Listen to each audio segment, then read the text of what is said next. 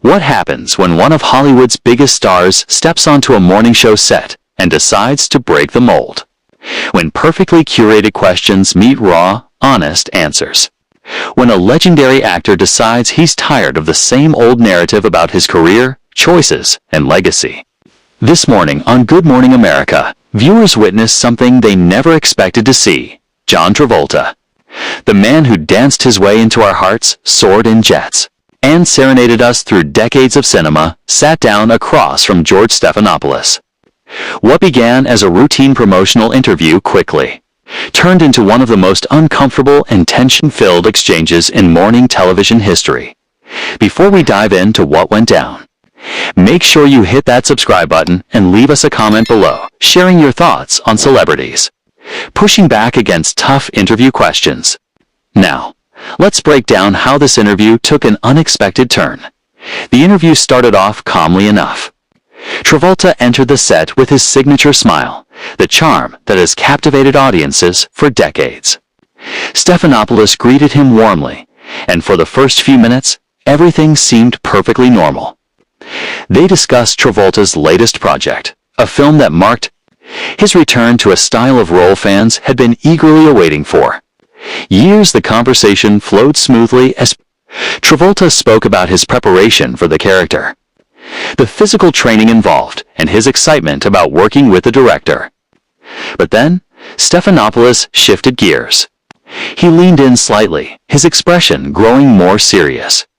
He raised the issue that had been buzzing in the industry for months, but had rarely been addressed on camera: the box office disappointments. The string of films that had failed to resonate with audiences the way his past hits had. Critics had suggested that perhaps Travolta's time as a leading man was over. Travolta's smile faded, but not in a dramatic, viral way. There was a shift in his eyes, a hardening. He sat back, the pause long enough to feel uncomfortable before responding. His voice was calm, controlled, but there was an edge to it now.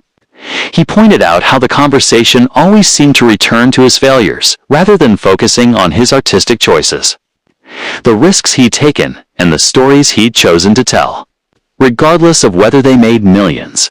He reminded Stephanopoulos that he had been in the industry for over 4 decades, experiencing highs and lows that would break most people, yet he was still here, still working, still passionate about his craft.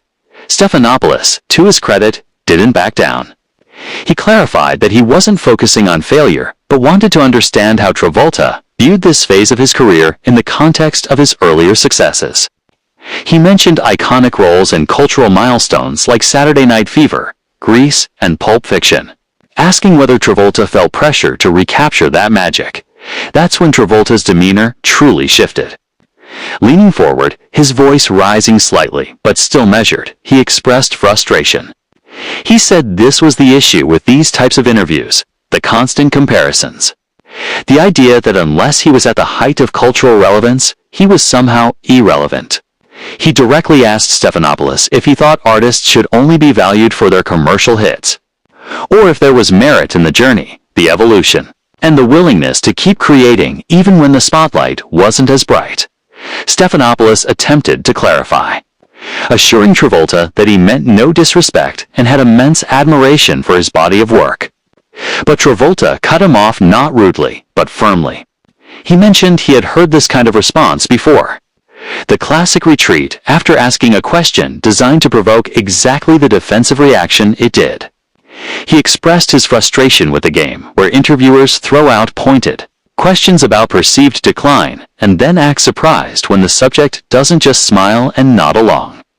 The studio went silent, with the producers likely wondering if they should cut to commercial or intervene. But both men were professionals, and this was live television. There was nowhere to hide. Stephanopoulos regained his composure and shifted the conversation, asking Travolta about his recent career choices. He pointed out that Travolta had taken roles in smaller independent films instead of pursuing major studio blockbusters. Travolta's response was sharp. He noted that framing his choices as a fallback rather than a conscious decision revealed a bias in the question itself. He didn't see working on meaningful projects with filmmakers he respected. and taking on roles that challenged him as a consolation prize. Instead, he saw it as an intentional choice, reflecting his evolution as an artist, not a sign of decline. Travolta looked directly into the camera, not Stephanopoulos, and asked if the issue was not with actors who evolve and take risks, but with an industry and media culture that only measured success in terms of opening weekend, numbers, and franchise potential. Stephanopoulos was clearly taken aback. He paused to regroup and then tried to steer the conversation toward what he described as a more constructive direction. He brought up Travolta's past openness about personal struggles, loss, grief, and finding his way back to work after tragedy. He asked if those experiences had changed Travolta's relationship with fame and success. That's when the atmosphere in the room truly shifted. Travolta's jaw tightened as he stared at Stephanopoulos for a moment before speaking. His voice dropped low, filled with barely contained frustration, as he said that, bringing up his personal tragedies in the context of box office, numbers, and career trajectory was exactly the kind of exploitation he had spent years trying to avoid. He emphasized that his grief and loss were not just narrative devices to explain why his recent films hadn't performed as expected. Stephanopoulos immediately tried to clarify, saying that was not his intention and that he simply wanted to understand how Travolta's personal experiences shaped his professional journey. But Travolta wasn't buying it. He firmly stated that the full picture of who he was as a person was none of Stephanopoulos' business. Certainly not material for a morning television segment wedged between cooking demonstrations and celebrity gossip. He had agreed to come on the show to talk about his new film, not to be psychoanalyzed and have his personal pain used as a context for his career. The tension in the room was thick. Stephanopoulos shifted in his seat, clearly calculating his next move. After a deep breath, he acknowledged Travolta's frustration but explained that, as a public figure who had previously shared aspects of his personal life, it was natural for journalists to explore how those experiences influenced his work. He stated that it wasn't exploitation, but journalism offering the audience a deeper insight into the artists they admired.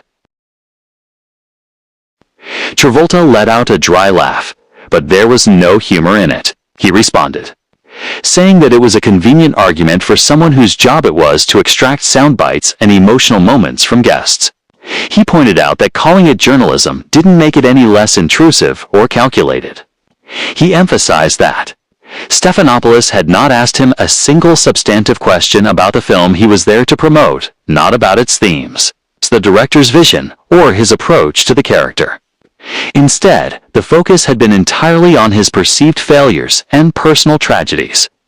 Stephanopoulos countered, reminding Travolta that he had started the interview discussing the film.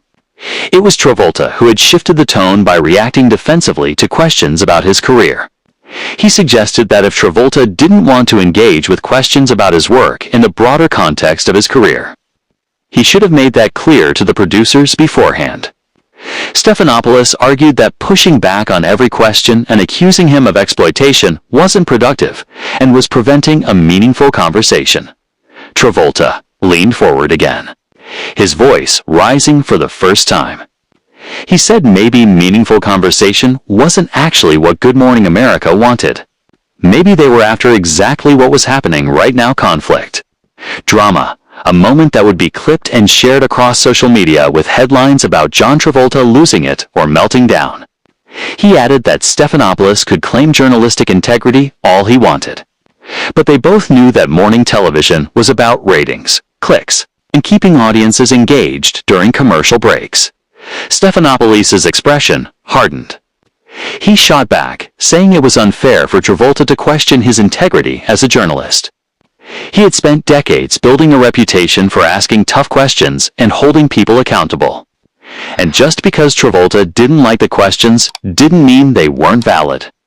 He told Travolta that celebrities didn't get to control the narrative completely, and that part of being in the public eye was accepting scrutiny of their work and choices. Travolta immediately fired back, saying there was a difference between scrutiny and condescension, between tough questions and gotcha moments designed to provoke a reaction. He pointed out that Stephanopoulos had come into the interview with a predetermined narrative about his career being in decline, and every question had been crafted to support that, regardless of how Travolta responded. He argued that this wasn't journalism, it was agenda-driven interviewing, and he wasn't going to sit there and pretend otherwise just to be polite. The studio fell silent. This had moved far beyond typical interview tension. Both men, used to being in control, were now locked in a battle of wills. Stephanopoulos paused, clearly weighing whether to escalate or try to de-escalate the situation. He chose to push forward, asking Travolta directly if he believed all criticism of his recent work was unfair, or if he thought journalists and critics had a vendetta against him. He asked if Travolta could acknowledge that some of the concerns about his career choices were legitimate. He said that defensiveness in response to honest questions made it seem like Travolta couldn't accept any perspective that didn't align with his own view of himself and his work. That comment hit differently. You could see it on Travolta's face. This wasn't just about his career trajectory or interview tactics anymore. It had become personal. Travolta leaned back, and for a moment, it seemed like he might actually walk off the set. But instead, he collected himself and spoke with a calm intensity. He explained that the assumption behind that question was that criticism automatically equals truth, that if enough people say something, it must be valid. He had been in the industry long enough to know that criticism often had little to do with the actual quality of work and everything to do with trends, cultural moments, and what critics needed to write to stay relevant. Travolta clarified that he wasn't defensive about honest critique of his performances, but he refused to accept the narrative that just because his recent films hadn't been major commercial hits, he was somehow failing or desperately clinging to relevance. His voice grew stronger as he continued. He said that his career choices prioritized artistic fulfillment over guaranteed paychecks. He had worked with young filmmakers who needed his name to help get their projects funded. He had taken roles that challenged him, pushed him out of his comfort zone, and may not have been safe bets, but felt important to him as an artist. Yes, some of those films didn't connect with wide audiences, and some were critically dismissed, but he was proud of that work. He was proud of taking risks and resented the implication that unless he was starring in $100 million franchise films, he was a cautionary tale of faded glory. Stephanopoulos allowed him to finish before responding, saying no one had called him a cautionary tale. Travolta was putting words in his mouth and creating an argument that wasn't there. He explained that asking an actor to reflect on different phases of their career was standard in interviews, and that Travolta's reaction was disproportionate to the questions being asked. Stephanopoulos suggested that maybe Travolta was projecting his own insecurities onto questions that were intended to be straightforward and professional. The word insecurities hung in the air like a bomb. Travolta's eyes flashed with anger.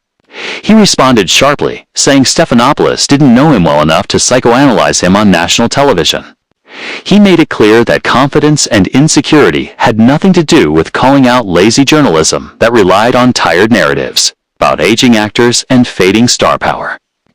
If Stephanopoulos wanted to have a real conversation about the film industry, about how it treats artists over 50, how the system churns through talent and discards people once they are no longer considered profitable, then they could have that conversation. But framing legitimate critique of the system as personal insecurity was dismissive and intellectually dishonest. Stephanopoulos replied that they were trying to have that conversation, but Travolta kept deflecting any question that required self-reflection, turning it into an attack on journalism or the industry at large. He said that taking responsibility for one's career choices and acknowledging when things hadn't gone as planned was not the same as admitting failure. It was about maturity, growth, and refusing to engage with that kind of honesty made the conversation feel more like a performance than a substantive exchange. Travolta looked at him incredulously, challenging his notion of honesty and substance. He pointed out that Stephanopoulos had the audacity to talk about those qualities when the entire premise of morning show interviews was based on superficiality. He said these shows brought celebrities on for short segments, asked pre-approved questions, and expected them to smile, be charming, and plug their projects. But the moment someone deviated from that script, pushed back, or challenged the format, they were labeled as difficult or defensive. He called out the hypocrisy, saying it was stunning. Travolta didn't stop there. He said that Stephanopoulos had built his career on being the serious journalist of the morning show circuit, the one with the political background and hard-hitting interview style. But, in the end, he was still doing puff pieces with movie stars, asking the same recycled questions that every other entertainment journalist asked.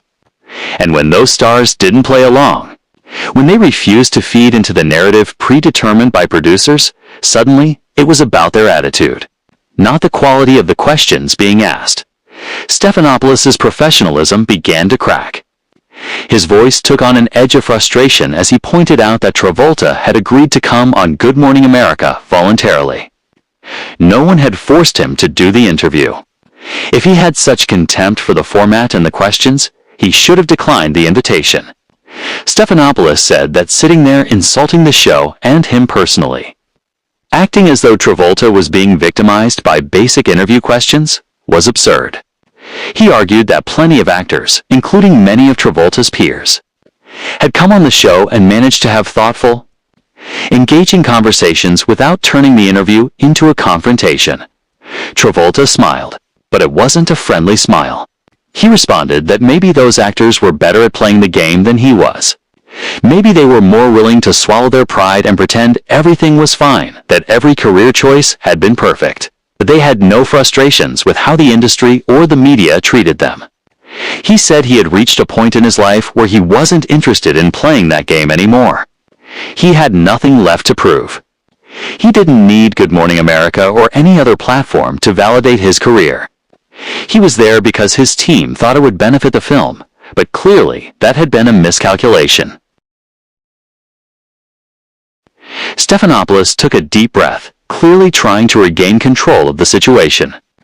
He said that while he appreciated Travolta's honesty, there was a way to express dissatisfaction with interview questions without being disrespectful to the host or the show. He reminded Travolta that they had given him a platform with millions of people watching, and that the tone of the conversation had turned unnecessarily hostile. He suggested they reset and try to finish the interview on a more positive note, perhaps by discussing the film in more depth. But Travolta wasn't interested in resetting. He said the suggestion itself was revealing this idea that they should just smooth things over, wrap it up neatly, and pretend the last several minutes hadn't happened. He pointed out that this was exactly what was wrong with these formats. Everything had to be packaged and sanitized to be palatable for viewers, who might be uncomfortable with genuine conflict or honest disagreement. Real conversations, he argued, were messy. They involved tension, pushback, and moments where people didn't agree.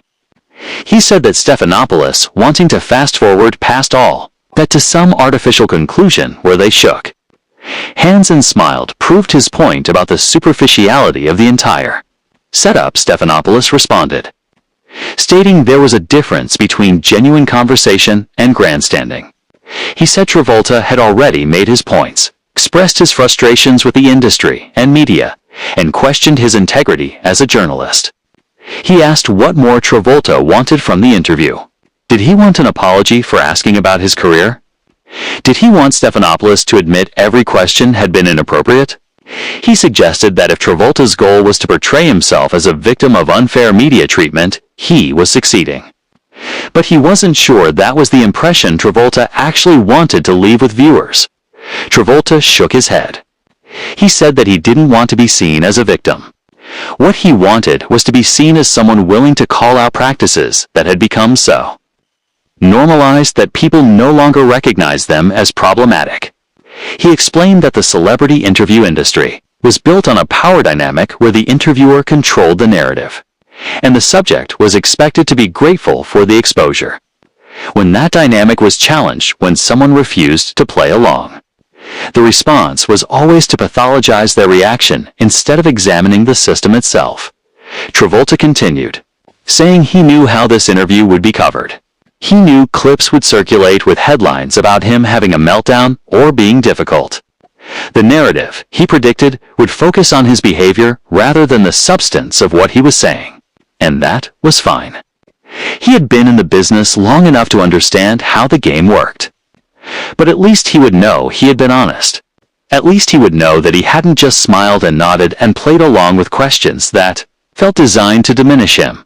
Stephanopoulos, now visibly frustrated, asked if, after all they had discussed, Travolta truly believed his questions had been asked in bad faith. Did Travolta really think the goal was to diminish him rather than to have a substantive conversation about his career and work? He said that if Travolta believed that, there was probably no point in continuing. As they were operating from completely different understandings of what had transpired, Travolta paused for the first time since the confrontation began. It seemed like he was actually considering Stephanopoulos' perspective rather than just reacting to it. He said that he didn't believe Stephanopoulos personally had malicious intent. In fact, he thought Stephanopoulos probably believed he was asking fair, reasonable questions. But that was part of the problem. The questions had become so standard, so predictable, that no one questioned whether they should even be asked in the first place. The focus on box office numbers, comparisons to past glory, and the psychologizing of personal tragedy had all just become accepted as normal in celebrity interviews. And maybe it was normal, he admitted. But that didn't make it right.